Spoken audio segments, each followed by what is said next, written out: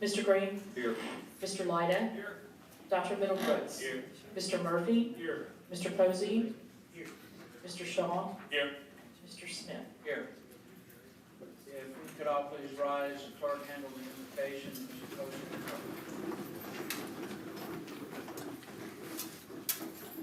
Let us pray. Lord, thank you for this joyous season. We're making lots of preparations, attending festivities, spending time with family and friends. The shopping malls are full, traffic is heavy. Students and teachers anxiously await Christmas break. In the midst of all this hustle and bustle, help us to keep it simple. Remind us, Lord, to take time to prepare spiritually, to reflect on the greatest gift of all. We pray for peace, especially within our own hearts. In your name we pray. Amen. Salute and pledge. Pledge allegiance to the flag of the United States of America and to the republic for which it stands, one nation, under God, indivisible, with liberty and justice for all.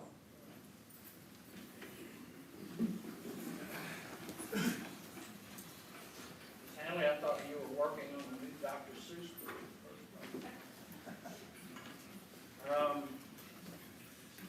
Everyone should have received a copy of the minutes for the last regular meeting and the last work session. Take the motion. President, I move that we approve the minutes as written without reading. Second. Got a motion, second. All in favor say aye. Aye. Those opposed nay, the ayes have it. Under the report section, we have the infamous missing Mark Davis with Hazelwood Garden Club. That was your fault? Okay. Well, Ms. Schumer is taking credit for your absence. She did a good job. We even looked in the jail and you weren't there. Look at you.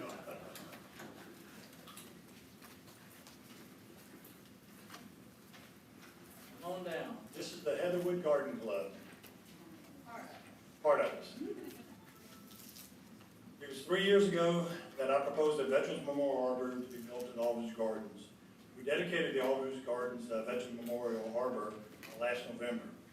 The Heatherwood Garden Club donated money and came out to plant plants at the arbor. Let me introduce you to the Heatherwood Garden Club.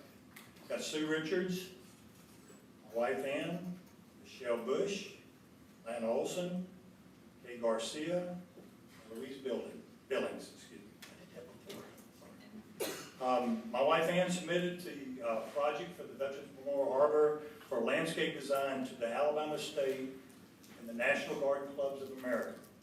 They won on this award for Veterans Memorial Arbor, first place for the regional Alabama Gardens.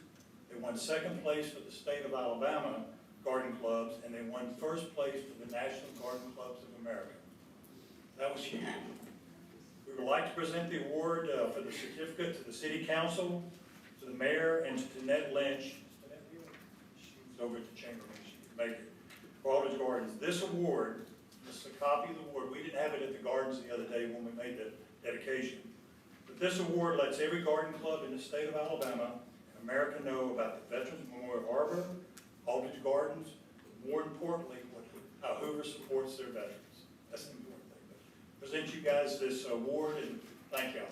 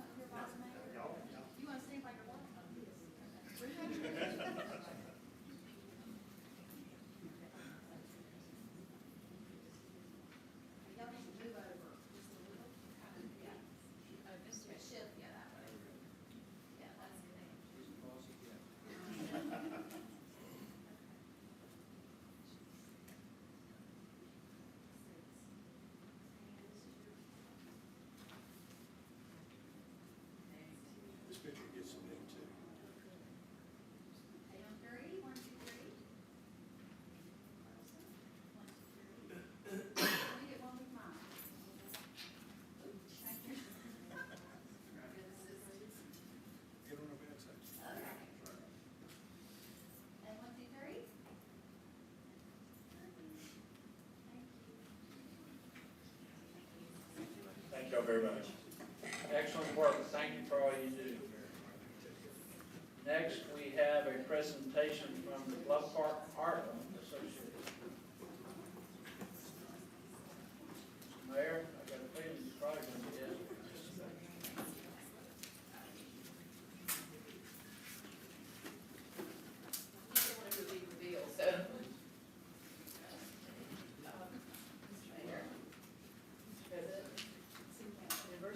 My name is Julie Prescott. I'm the current president of the Bluff Park Art Association.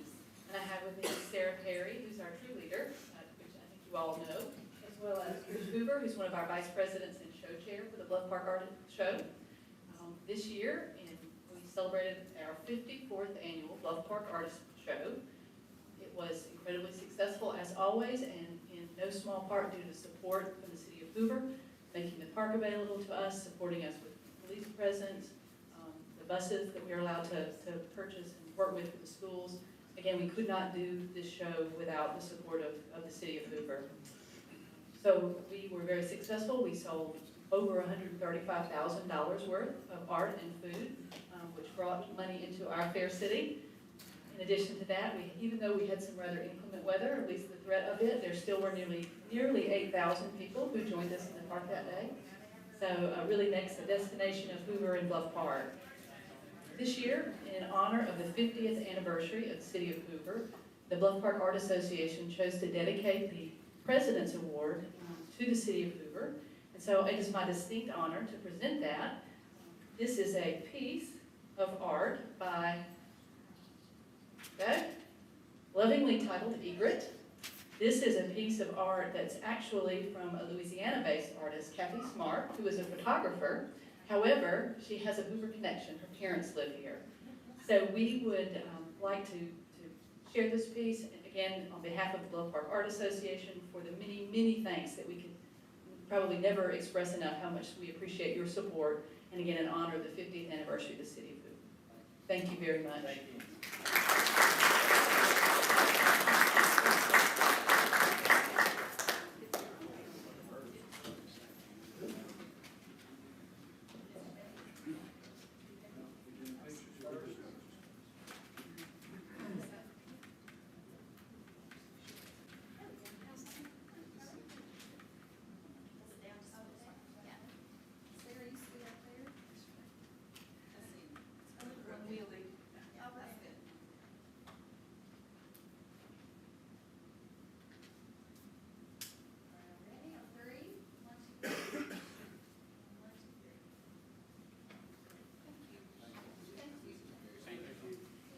If I could please, what year show was this for you? It's the 54. 54, so you're 4 years older than Hoover. We are. And Hoover was a few years old before Bluff Park ever came into Hoover. Right. So, I guess y'all have certain rights the city may not have, but it has been such an exciting event for as long as I can remember. And some of these young ones up here, they weren't born yet, but we'll forgive them with that. But the things that y'all bring into the community, the artists that you bring into the community, and the appreciation, not just from Hoover, but from everybody in Central Alabama, if not further. You have created your own legacy, so to speak. And for all that, I know this one council is very, very grateful. Thank you. Open for seconds. No, I can't wait.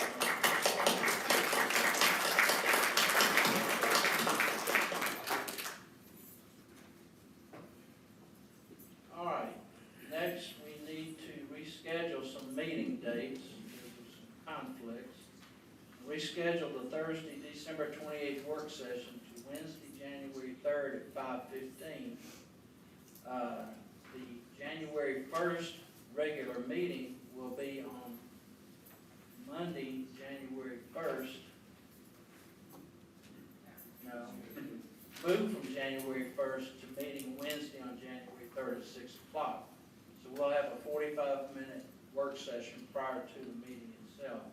Then on Monday, January 15th, we are going to move the regular council meeting to Tuesday the 16th at 6 o'clock. Any comments or questions?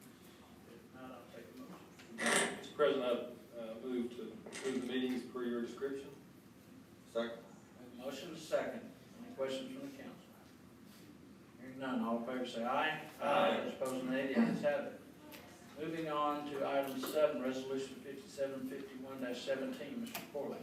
This resolution amends the budget for the fiscal year ending 9/30/17 to provide for the items set forth on the attached Exhibit A. Mr. President, I move for approval of resolution 5751-17. Second. We have a motion and a second. Any comments from the council?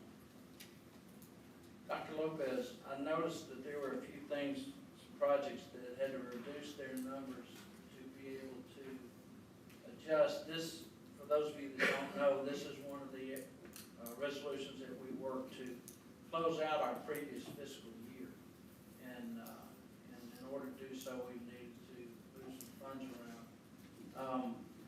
Are any of these projects that had a reduction in funds going to be coming and asking for more funding on mid-year budget adjustments? No, they should not. Okay, very good. Anything else from the council? Anything from the audience? Seeing and hearing none, all in favor say aye. Aye. Those opposed, nay. The ayes have it. Thank you, ma'am. Item 8, resolution 5752-17, Mr. Corley. This resolution authorizes Mayor Frank V. Mercado to enter into a facility usage agreement with Extreme Ventures for the use of the Hoover Metropolitan Complex for the Hot Rod Power Tour. Move for approval of resolution 5752-17. Second. Have a motion and a second. Any comments or questions from council? Ms. Cobal. This is the 4th year, correct? Correct. And city's investment of this is very minimal for the participation that's going to be received. I believe about 3,000 cars and probably triple that. Come see it. Correct. Good. She speaks well from the back of the room. All you at home on YouTube, we'll make sure that you get that. Basically, we're just handling public safety and sanitary needs more than anything else. Any comments or questions from the council? Any from the audience? Seeing and hearing none, all in favor say aye. Aye. Those opposed, nay. The ayes have it. Resolution number 5753-17, Mr. Corley. This resolution authorizes Mayor Frank V. Mercado to execute a real estate lease agreement with the Department of Revenue, Alabama Department of Revenue, for the lease of office space at the Hoover Public Safety Center. Move for approval of resolution 5753-17. Second. A motion and a second. Any comments or questions from the council? Any from the audience? Seeing and hearing none, all in favor say aye. Aye. Those opposed, nay. The ayes have it. Resolution 5754-17, Mr. Corley. This resolution authorizes Mayor Frank V. Mercado to execute a lease agreement with Bernie Office Solutions for multifunction copier at the Fleet Department. Mr. President, I move for approval of resolution 5754-17. Second. We have a motion and a second. Any comments or questions from the council? Mr. Powell, I noticed, have we already taken possession of this device? Because I was looking and it has a December 5th install date.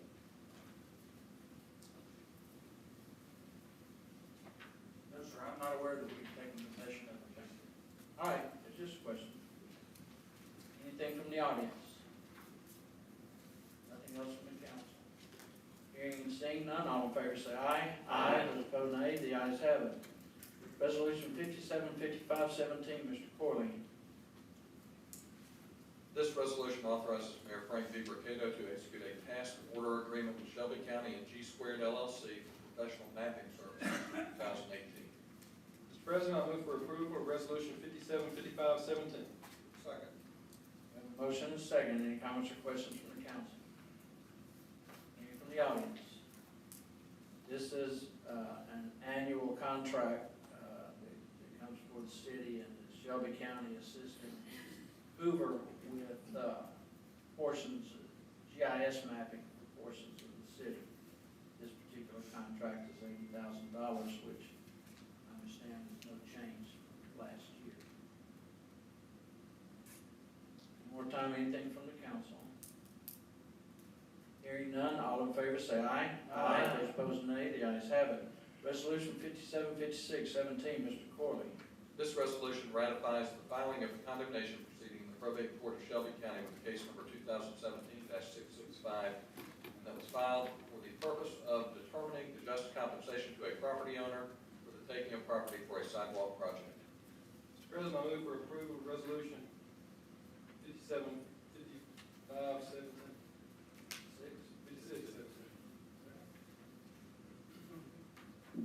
5617. Second.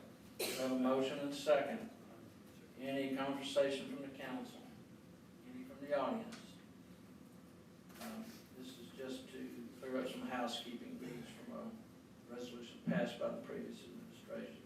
All in favor say aye. Aye. Those opposed, nay. The ayes have it. Resolution 5757-17. Mr. Corley. This resolution accepts certain improvements within the road right-of-way of public improvements and accepts perpetual maintenance of these improvements in the following areas: Lake Cyrus 10th Sector Phase 1, First Addition, and the 2nd, 3rd, and 4th additions thereto, as well as Lake Cyrus 16B. Move for approval of resolution 575717. Second. We have a motion and second. Any comments or questions from the council? Any from the audience? No, quiet. All in favor say aye. Aye. Those opposed, nay. The ayes have it. Resolution 575817, Mr. Corley.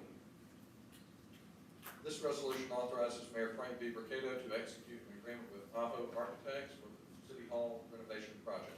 Mr. President, I move for approval of resolution 575817. Second. We have a motion and a second. Comments or questions from the council? Mr. Rice, I understand that there's going to be an action need to occur before this contract can be signed. Should it be approved?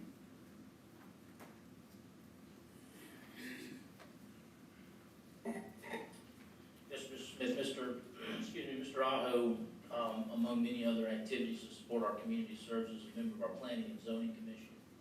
And he would prefer that he not engage in city work while he holds that position. So he's indicated that should this be approved, that he would tender his resignation from the commission. Thank you, sir. Any questions from the council? Any from the audience? He has a great reputation. And I appreciate him looking out for all that is good. All in favor say aye. Aye. Those opposed, nay. The ayes have it. Resolution 575917, Mr. Corley. This resolution authorizes Mayor Frank B. Mercado to execute a governmental relations consulting services agreement with Beth Chapman and Associates LLC, as shown on Exhibit A to the resolution. Mr. President, I move for approval of resolution 575917. Second. Have a motion second. Any questions or comments from the council? Any from the audience? Seeing and hearing none, all in favor say aye. Aye. Those opposed, nay. The ayes have it. Item 16 is a motion to approve ABC application, restaurant retail liquor for J&C Seafood and Asian Food Inc., DBA J&C Seafood and Asian Food, 1944 Hoover Court. This is a change of ownership on a previously approved site, which was the Outback Steakhouse there on Hoover Court. Mr. Shaw. Yeah, Mr. President, I move to approve the ABC application for J&C Seafood and Asian Food. Second. Have a motion and a second. Any questions or comments from the council? Any from the audience? Seeing and hearing none, all in favor say aye. Aye. All opposed, no. The ayes have it. Item 17, motion to approve ABC application, retail beer off premises only, retail table wine off premises only for Ellis Food Mart, Inc., DBA Galleria Chevron, 2963 Highway 150. This is a change of ownership on a previously approved site, previously Galleria Chevron. Mr. Shaw.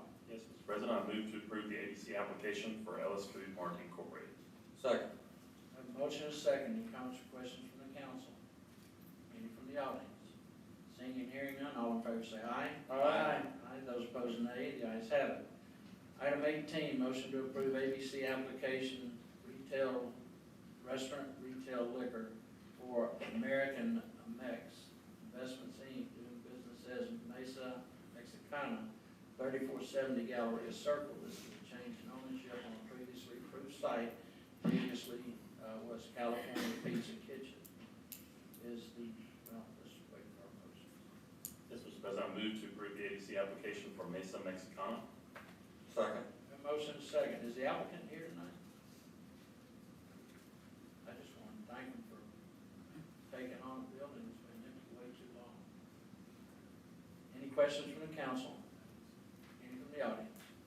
Hearing, seeing none, all in favor say aye. Aye. Those opposed, nay. The ayes have it. Item 19 is the second reading of ordinance 17-2358. Mr. Corley. This ordinance amends the municipal code of the city of Hoover to modify sections 6-3A, 6-5, and to add section 6-6, 6-7 thereto. The amendments to section 6-3A increase the amount of building permits. Section 6-5 provides for inspections prior to the issuance of a certificate of occupancy and sets a fee therefore. Section 6-6 establishes certain fees for weekend, holiday, and after-hours inspections, re-inspections, testing, and retesting.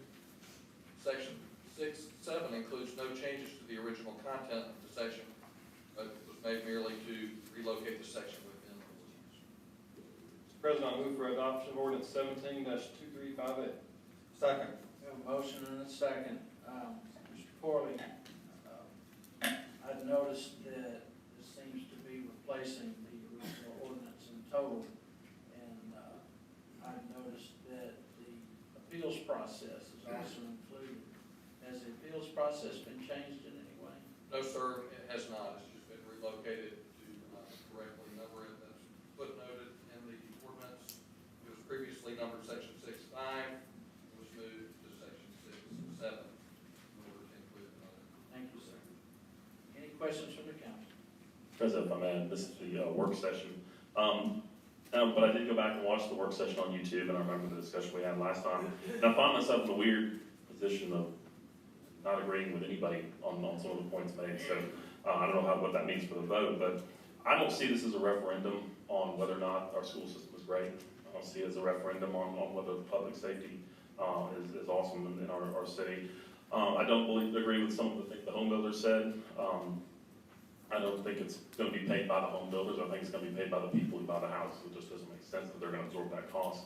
I also disagree that it's a tax. I don't see that this is defined as a fee. If you look at the way state law works, if you look at the way our ordinances work, there's fees throughout our ordinance. Fees are for a service, and in this case, the service is the inspection of houses to make sure that they are in compliance with our city code, making sure they're in compliance with standards, make sure they're safe, make sure people aren't building a house out of pallet wood with aluminum wiring and venting out to the garage, because that's a really bad thing from what I hear. So this is a service that we're paying for, and the reason we charge this fee is to cover the costs, and with a little bit of a markup to cover some of the more abstract costs. And the ICC standards, complete sense. It make complete sense to me. It doesn't make sense that I can't walk in and just declare what my car is worth when I have alarm tax. They have a standard set of tables they go with, and that's what I get charged, no matter what the fee was for. This ICC strikes me as very similar, and we absolutely need that. What bothers me is that we're just saying now, okay, we're going from $6 to $8.50 because we hadn't done it in a while, or because we haven't looked at it. Can anybody, Mr. Wyatt or Mr. Rice, fee increase?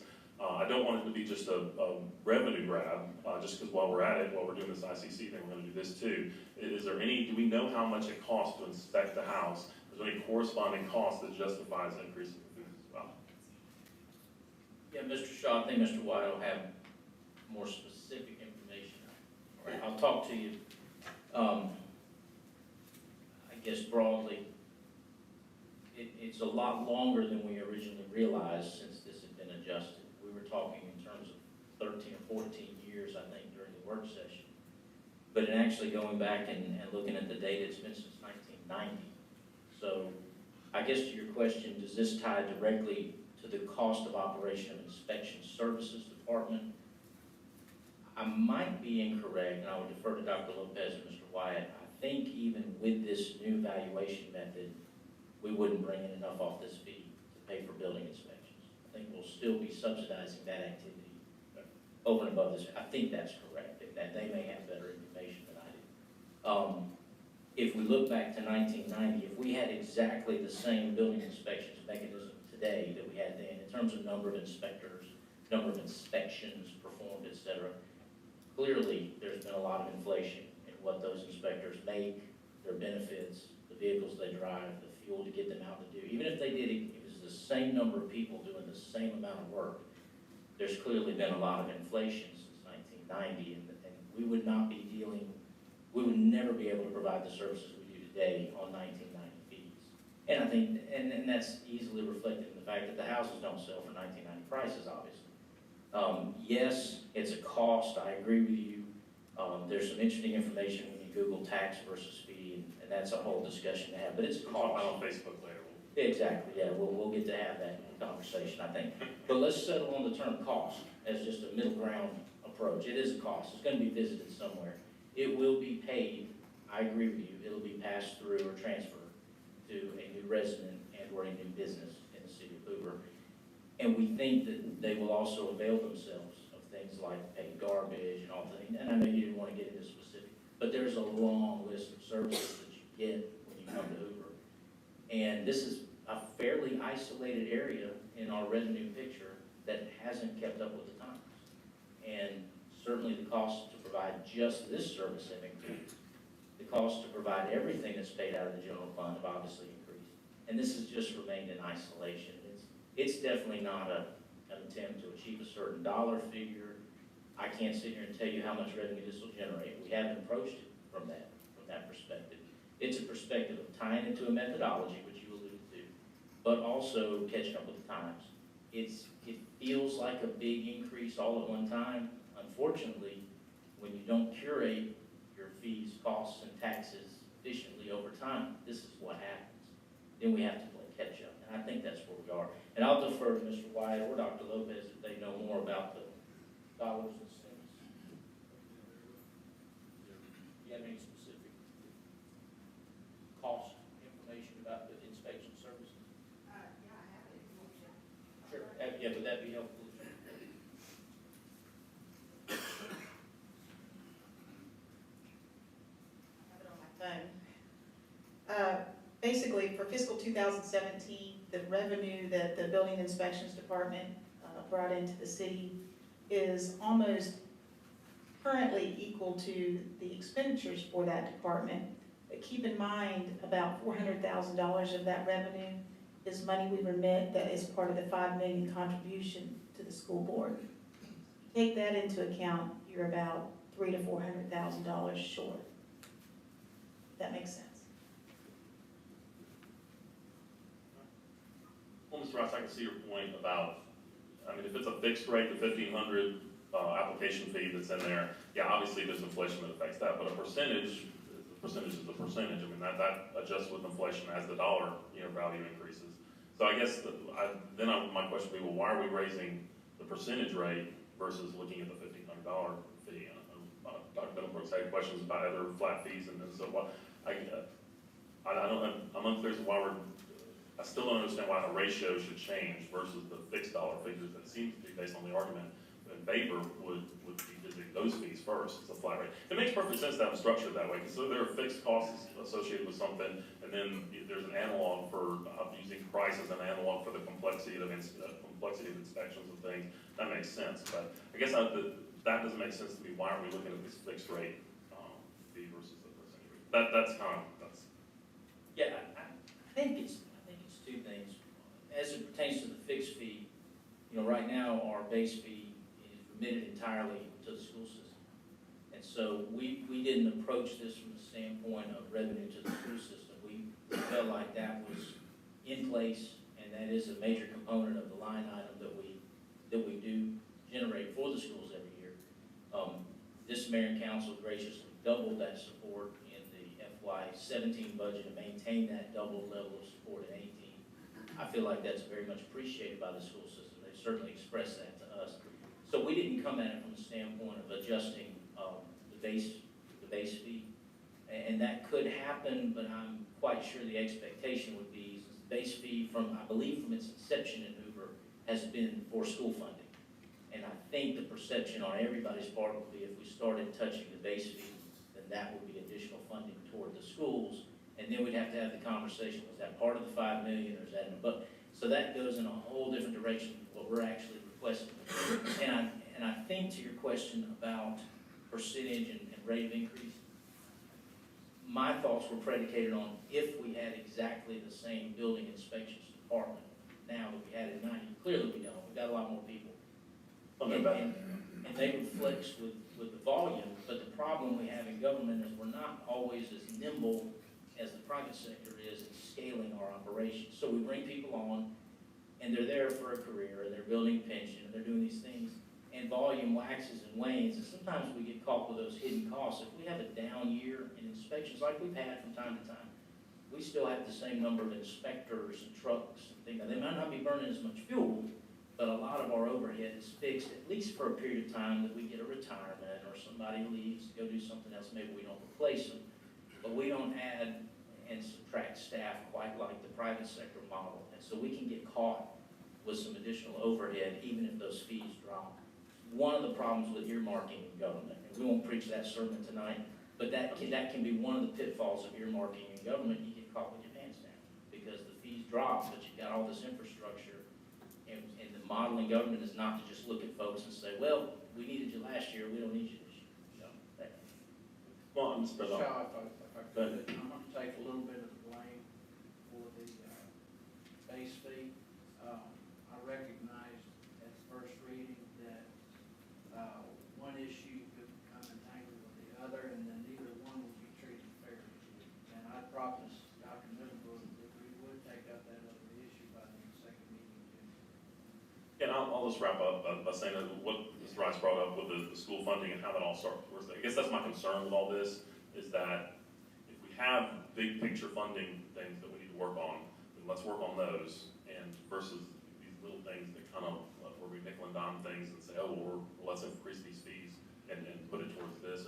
And I'm not saying that's what's happening here, but because of that entanglement, we're concerned about that. So, but anyway, I appreciate your time. I agree, and just for your information and for the council, we are working on some thoughts to bring to you guys and put them in front of you. And I think the picture was painted in the work session by Dr. Lopez about some of our budget realities at this point.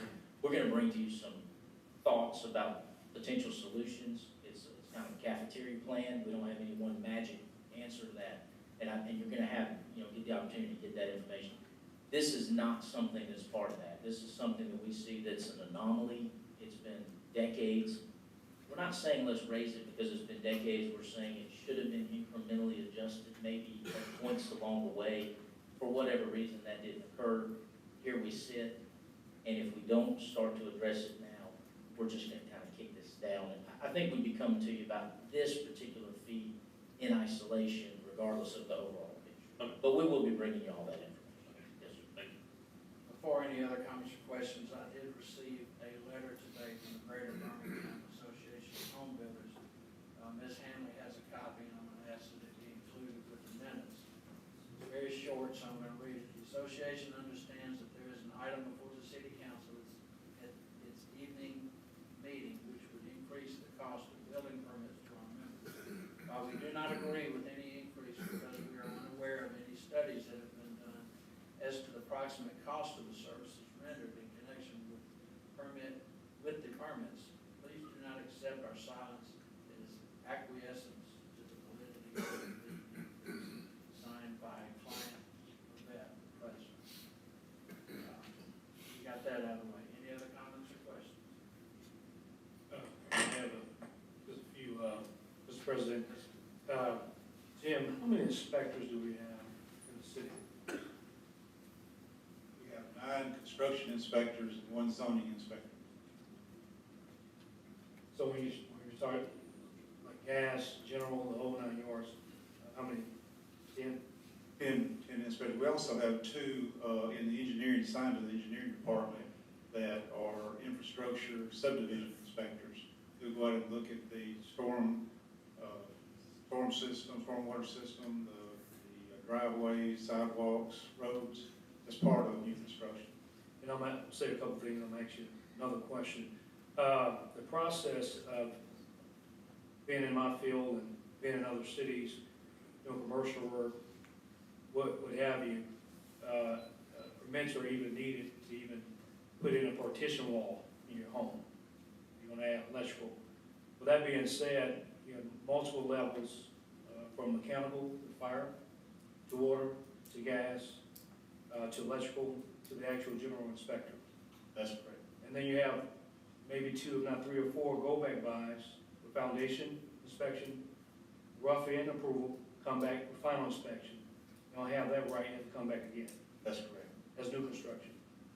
And also you have renovation work that requires those same inspectors to work, a Town Square area, 45 square area Hoover, along with that. My question to you is, take out stormwater, talking about maybe 8. Will you be needing a couple more inspectors down the road? No, sir, at this time, I feel like we're staffed correctly. I have I don't envision any future requests at this time for any employees. Okay. When I go to different cities, one thing contractors always say, you go to Hoover, you better have everything in order, because they will not sign off on it. Many areas also, they allow certain things to happen. That's how you have fire breakouts and faulty wiring or something's not grounded appropriately. So I want to say thank you for the type of folks you have working, because the stretch from new construction to renovation to all the inspection, rough end, and you name it, that takes a very detail-oriented person. And again, I don't know if you're being conservative, I'm surprised with the square area folks we have, and all the things that are needed, you're not coming back for more. But hey, you know how to handle your business. Well, I'll thank see you, how that- thank you. So I just want to make that comment, and thank you. If I may, I want to add that in commercial work, the fire inspectors are out in the fire marshal's office looking at commercial projects for the fire alarm and fire sprinkler. I don't want to short them, so. Right, and also with that too, rules show that even if something's grandfathered in from a fire inspector standpoint, if you touch it, you have to bring it up to code. That's true with all the codes, yes. Okay, all right. So, this is a bigger picture. As we grow, and we will continue to grow, we're gonna have some needs here. And I would even ask that we make sure we have all the folks we need to get things done a lot quicker. Because even in inspection service, time is money. And if that homeowner doesn't have something correct Friday, they're gonna have to wait till Monday and get it right and come back and get inspection. That can be time responsible. They gotta pour a slab. So it's a lot to go into building and time and things of that nature. I wanna make sure we even meet our commercial needs as well too. Again, nothing slices at you, just that I understand how costs work with certain things. Absolutely. Thank you for the kind words. Any other comments or questions from the council? Mr. President, if I may, Yes, sir. I want to read a definition to my colleagues. The source I guess we all go to for definition, Mayor, is Mr. Webster, right? Or Safari. Yeah, let me define tax for you. Let tell you how Mr. Webster defines tax.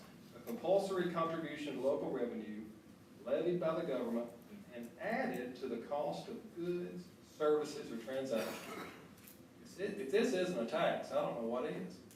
And let me tell you, I'll be the first to tell you, if I was a public official and I was about to vote for this, I would do all I could to say this isn't a tax. So I understand that. I would say it's not a tax, I would say it's a fee. But it's a tax. And like I said Thursday night, to the best of my knowledge, this is the first tax proposal that's come before this body in decades and decades. So in some ways, it's a watershed moment, for us to say that we're going to float a trial balloon, if you will, just to kind of see how this goes, because we may need some more money. I think Mr. Rice touched on it, but I don't know that we went far enough. This has been a self-adjusting tax for the last 27 years. As building costs have increased, so has the revenue off this tax. as property values have increased, so have the revenues off this tax. It's self-adjusting. I don't think it needs adjusting. Any comments or questions from the audience? Everybody breathe. Quiet. Anything else from the council? We have a motion and a second on the floor. Madam Clerk, please call the roll. Mr. Green? Mr. Lyda? Hey. Dr. Middlebrooks? Aye. Mr. Murphy? Aye. Mr. Posey? Aye. Mr. Shaw? Nay. Mr. Smith? Aye. Motion passes. Next item is public hearing regarding proposed stadium trace planned unit development located at the intersection of Highway 150 and 459. Item A is U.S. Steel Corporation's requesting approval of the 12th Amendment to the Trace Crossings PUD, which includes removing approximately 13.03 acres from the Trace Crossings PUD and adding it into the Broad Metro PUD plan, also known as the Stadium Trace Village PUD. Broad Metro LLC is the property owner, and the property is currently zoned Trace Crossings PUD PUC and PI Planned Light Industry. This has come from planning and zoning with a favorable approval. Is there anybody here tonight that would like to speak to this issue for this public hearing? Yes, sir. My name is Steve Monk. I am here on behalf of Broad Metro LLC and also U.S. Steel, which has filed, both of whom have signed the 12th Amendment to the Trace Crossings PUD plan. And I think this was probably presented at the December 4 council meeting, but Only thing we want to talk about tonight would be any changes since the first reading. no changes whatsoever. Any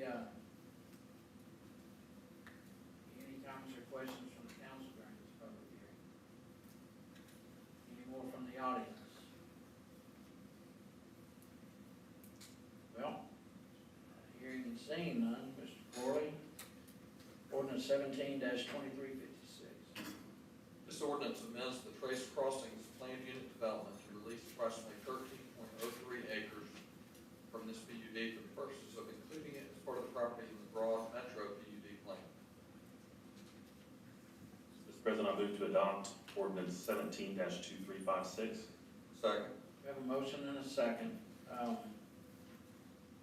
Sir, since you're speaking on behalf of both parties, there are no residential increase numbers within the Trace Crossings PUD due to this, right? That is correct. Are there any reductions? There are no reductions. This is all commercial property. Now, this is going to be going to the new village concept, which they're dropping dirt daily. Moved a lot.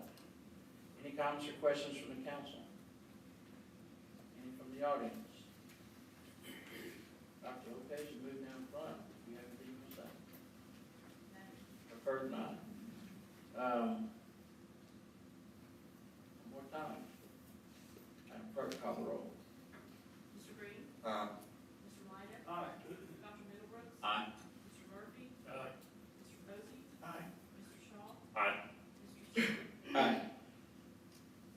Item B, public hearing. Broad Metro LLC is requesting approximately 43.28 acres, give or take, located at the intersection of Alabama Highway 150 and I-459, currently zoned C2, PC, and PI. Be zoned as the Stadium Trace Village PUD. The property owner is Broad Metro LLC.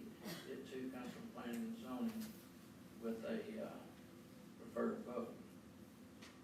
Anyone care to speak during this public hearing? When we get the new council chambers, maybe we could do text from those at home. Then again, I don't know. Anybody on the council care to say anything? Hearing none, Mr. Corley, ordinance 17-2357. This ordinance approves the Stadium Trace Village Plan Unit Development Zoning Application and Development Plan submitted by Broad Metro LLC, dated October 23rd, 2017. As set forth in Exhibit A. Mr. President, I move to adopt ordinance number 17-2357. Second. We have a motion and a second. Sir, again, there are no residential dwellings involved on these properties. That is correct. Thank you. It's all plain commercial development. Thank you, sir. Any comments or questions from the council? Mr. President, Dr. Middlebrook. during their first reading, I expressed concern with the design standards of this village concept. I'd like to thank the architects and developer for meeting with me and showing me further renditions of it. They're very generous with their time, and I appreciate that. If they have new concept drawings with them, I would like to see them tonight.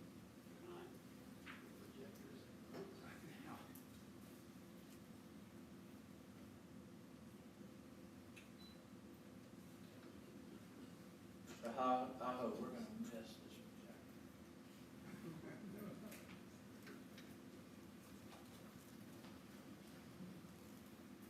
Who would like to make the presentation? Everett Hatcher on behalf of the developer.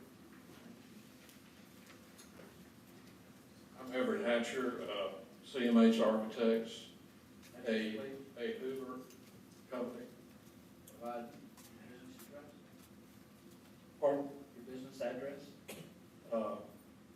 It's in International Park, 1800 International Park. Christmas cards you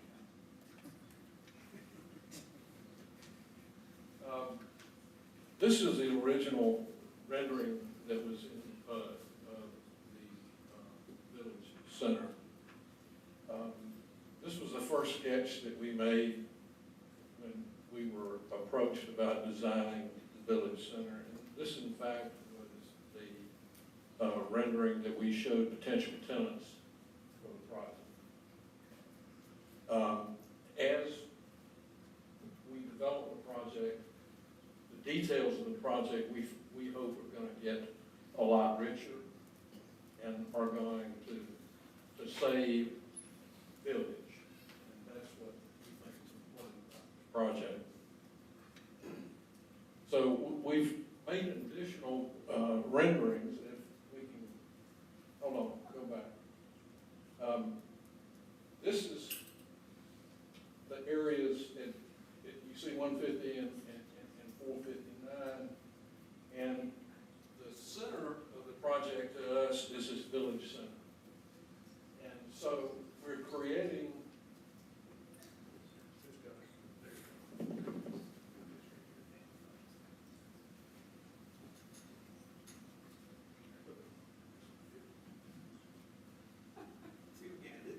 I can start performing that. They're watching at home, sir, so we can make sure they can hear you.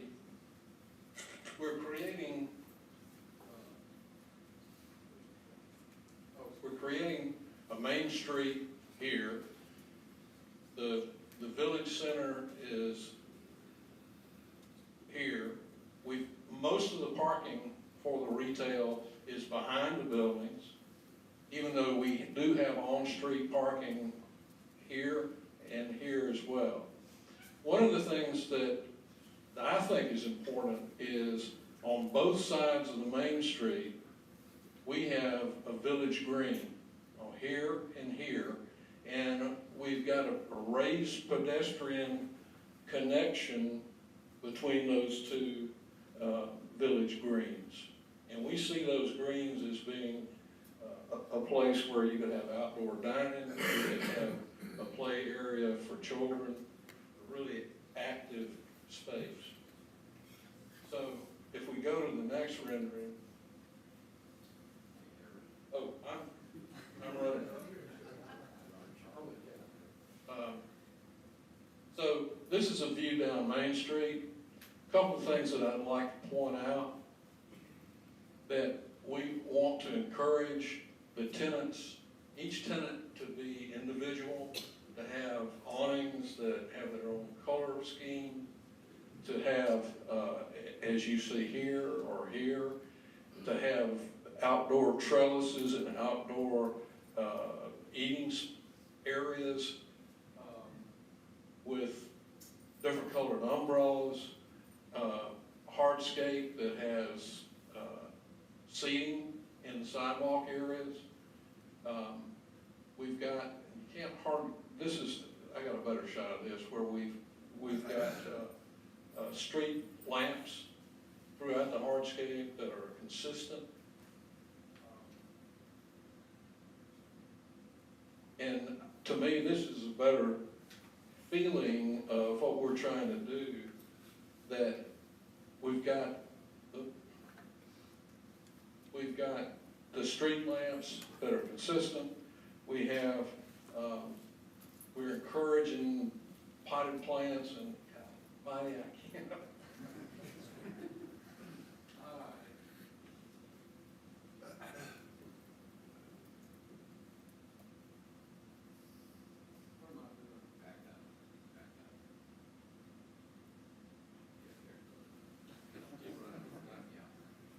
I can't walk and chew gum sometimes.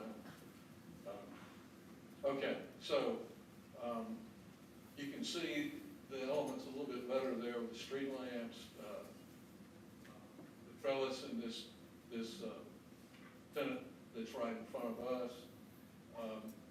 The trees are ghosted in, but you can see that we've got street trees which meet y'all's ordinance. And if I put in all the trees, you couldn't see the buildings from, so that's why we kind of ghosted them in. One other point that I make through the office building. This is a major tenant that is far down the road. They're probably farther down the road than we are with the Village Center. And the point that I want to make is that the important thing in this entire development that we're trying to accomplish is that all of the buildings relate to each other. That we're not doing a mishmash of different kind of architecture and buildings that, now, it is contemporary, but we feel like contemporary is the right thing. We feel like the millennials, the people that are going to be using this, identify with this, and also the other thing that we're seeing is the retail tenants want that look. When you start talking about the tenants that would come in and do restaurants and that sort of thing, all of their prototypes are more more contemporary, and that's why we want everything to relate to each other. That's pretty much it. I'm glad that somebody can do that thing. If I can answer any other questions? Any other questions from the council? Two quick questions, go ahead. Let's talk about traffic. Talk about traffic. No, you I hand can't off. talk All about right, traffic. good deal.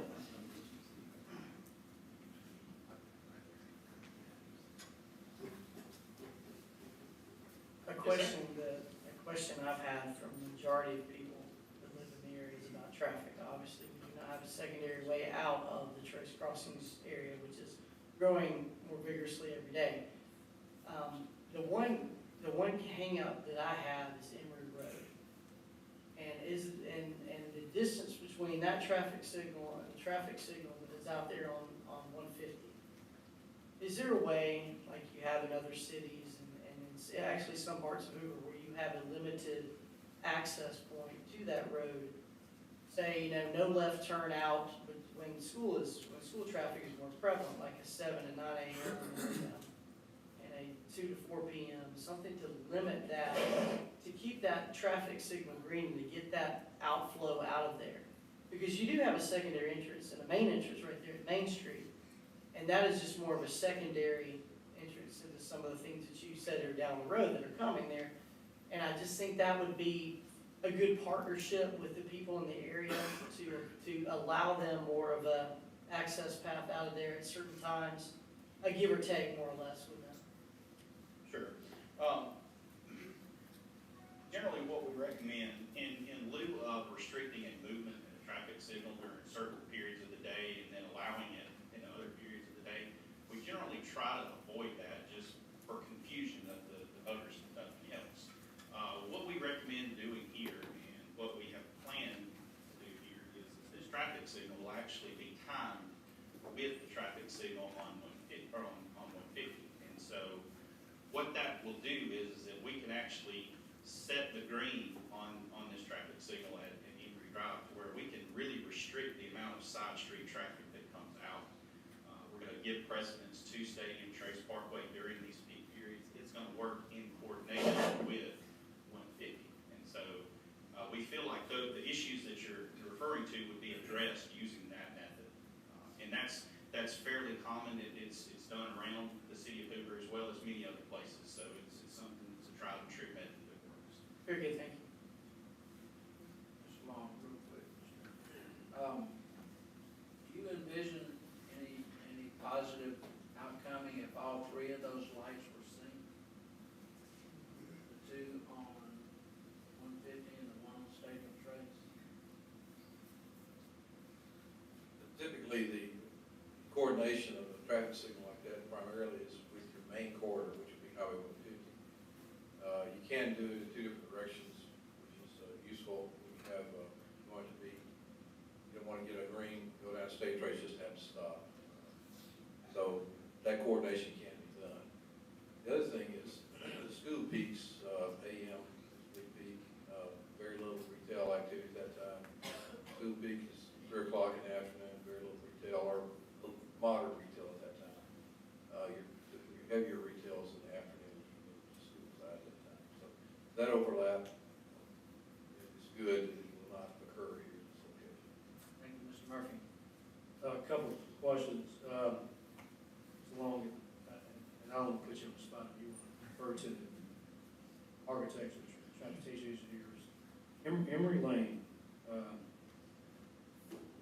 I think it's on the slope going into Stadium Trace, which could create a blind side, making a left turn lane, and it's a median right there in the middle. I guess I'm concerned with that. Now, if that's a left turn, if you left signal out, stop traffic, then that wouldn't be a problem. But as soon as that turns off, and you allow a person doing Christmas traffic to make a decision to go in there, I can see those trees and everything that being a blind side. I'm talking about Emory left, and I'm gonna call that north west.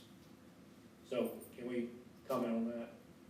I can address that. That is, as a part of the design process of this intersection, what we have actually done is we have verified the intersection site distance. There are federal standards as far as how far you should be able to see down the main street, which in this particular case would be Stadium Trace Parkway. And based on topographical site information there, this meets accepted standards for the design speed. So we can see that site distance is there. Again, my only concern, you have a lot of southeast, northwest traffic going in both directions. They're gonna have to make a decision to make a left-hand turn with a lot of traffic coming southeast, and then also void the incoming traffic going northwest. That's a lot to think about at one time.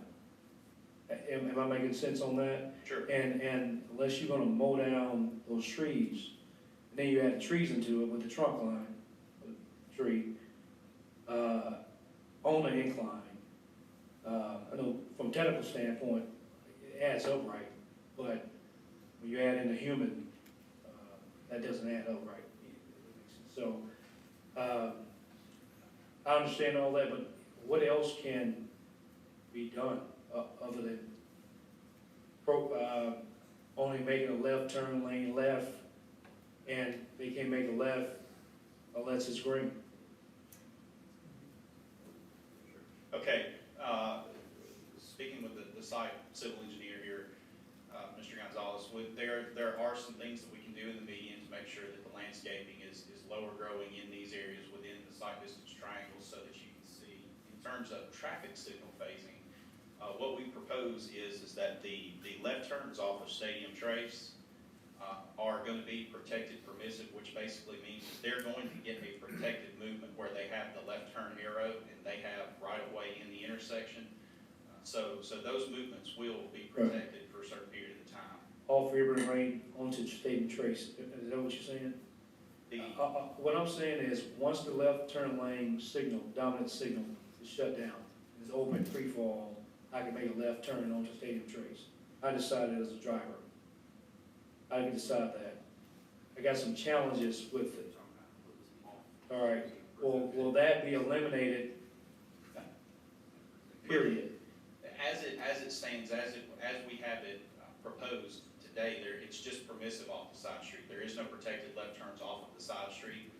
That is something that we can look into based upon that has its consequences just as anything else. We can look at that and evaluate that and see, based on the traffic volumes that we have forecast and the site distance conditions, what we have proposed is standard and acceptable. If we were to take it a step further, we can definitely look at potential left turn phasing there. Well, that would have to be left turn phasing, and if not extreme, you can't turn left unless it's a signal. I drive it every day, and I'm just talking. I got my son goes Trace Crossing, and folks are going to go. They're not going to texting. That doesn't play into design. So I don't know how we can look at that. I'm really concerned. Everything else looks good. No problem with that. I can even deal with the traffic going the different directions.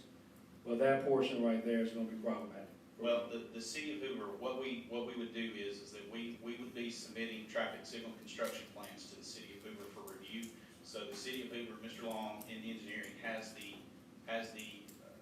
review and approval process of the traffic signal. So the phasing, what we're talking about here in terms of side street phasing, would be a review and approved issue that Mr. Long would take up. So to not belabor the point, is it the way possible not changing anything that one portion comes back to this, and they might, my council may say absolutely not, we're not with you on that. Can that one piece have to come back, or we have to get a first read again, and we suspend the rules in order to approve it, if approved, based upon that portion coming back before the council? Mr. Murphy, just so you understand, the item before us is not. Okay, it's not. This is strictly the movement of property. Okay, all right, One that's side right. to another. Well, And maybe I suggest that you get with Mr. Long mhm. and work out your concerns and see if he can work it into the program. Okay, we'll do that. Thank you, Mr. President. Last quick question. Is any of this be taken over by the city as public road? Meaning that, no, it's private. Once everything is done, will we take any of that, laneage over, or the main lane over as public road, or is it private all the way through? The main arbor is through there. So it'll be dedicated to us? Okay. With that being said, has any discussion took place with having a bus location there for Max, already carved out? Okay, I'll just make some points here, we can just, all right. Okay, and my last point here is, in the prior section, it's only 2 left turn lanes onto Stadium Trace. We're in the process, we're looking at 3. I know we talked about last go around 3 left turn lanes, if I'm not mistaken, for the prior. Am I right on that, Tim? There was some discussion on that. It's 2 currently right now, but a dedicated 2 left turn lanes. We have done a few triple S in the city of Hoover, or Trace Parkway, Valladale is one of those locations. I think the first one was at the summit out there on Highway 280, but we only have 2 receiving lanes, so we can only do a double left, and we can't do a triple left here without having 3 lanes Yeah. accepted. Okay, I'm done. I'll get with you. Mr. Traffic Engineer, I neglected to ask for your name and address to put you in the hopper for a possible Christmas card. Absolutely, and I'll accept it too. My name is Cody Long, and I'm representing Skipper Consulting. Our address is 3644 Fan Road, Birmingham, and that zips 35235. Thank you, sir. Anything else from the council? Any from the audience? Seeing and hearing none, Madam Clerk, please call the roll. Mr. Green? Aye. Mr. Lydic? Aye. Dr. Hoover? Aye. Mr. Murphy? Aye. Mr. Posey? Aye. Mr. Shaw? Aye. Mr. Smith? Aye. Ordinance is passed. Mr. Kadish, it's a long way to come just to hear a bunch of items. Always good to be here. Thank you for your visitation. Item 21, set public hearing for Tuesday, January 16th, at 6 p.m. to consider the following request, which comes forward with a positive recommendation from Planning and Zoning. Richard A. Johnson, II, representing Blackridge Partners LLC, is requesting conditional use approval for a clubhouse, swimming pool, and other community amenities to be located on Blackridge Cove. The property is owned by Blackridge Partners LLC and is zoned PR1, planned single family district. Mr. Lyder, payment of bills. Mr. Smith, I move the bills be paid in full as presented. Second. We have a motion and a second. All in favor say aye. Aye. Those opposed nay. The ayes have it. Comments or questions from the council? Yes, Mr. President, we won't meet again until after Christmas. I'd like to wish everyone a Merry Christmas. I'd also like to commend Library Director Amanda Boardman. I attended the children's play Friday night, and I really, daughter asked me to go with her and grandchildren, and I wasn't expecting to enjoy it as much as I did, being a children's play. It was great. Any other comments from the council? Mr. President, I would like to wish Mr. Singer and anyone else in the audience celebrating Hanukkah a very happy Hanukkah. Very good. Anything else? I too would like to say Merry Christmas, Happy Hanukkah, Happy New Year. There'll be a lot going on before we see each other. Well, we got work sessions.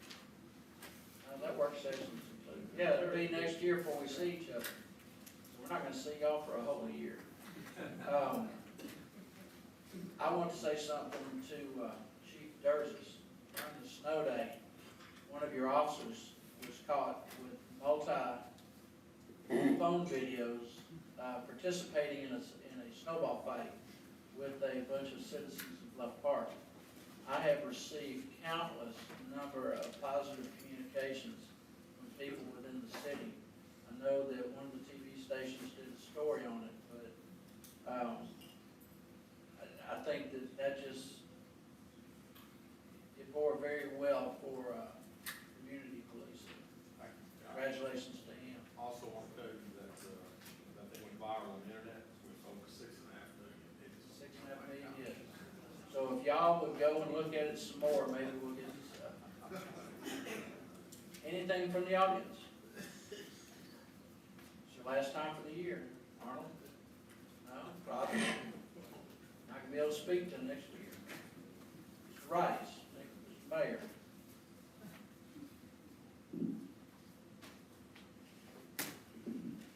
I too would like to wish everyone Merry Christmas, Happy New Year, and Happy Holidays all together. But we also want to introduce Jason Cope. Jason, stand up. He started today as our new IT director. He's come down from North Carolina. We're very excited to have him. And his nickname is Moose, and he won't answer you if you call him Jason. So I'm just telling you. Only my mom and dad. There you go. So welcome, we're glad to have you, and we appreciate you choosing Hoover as your employer. We really are looking forward to working here. And then we are Greg Knight. Greg may not be, yeah.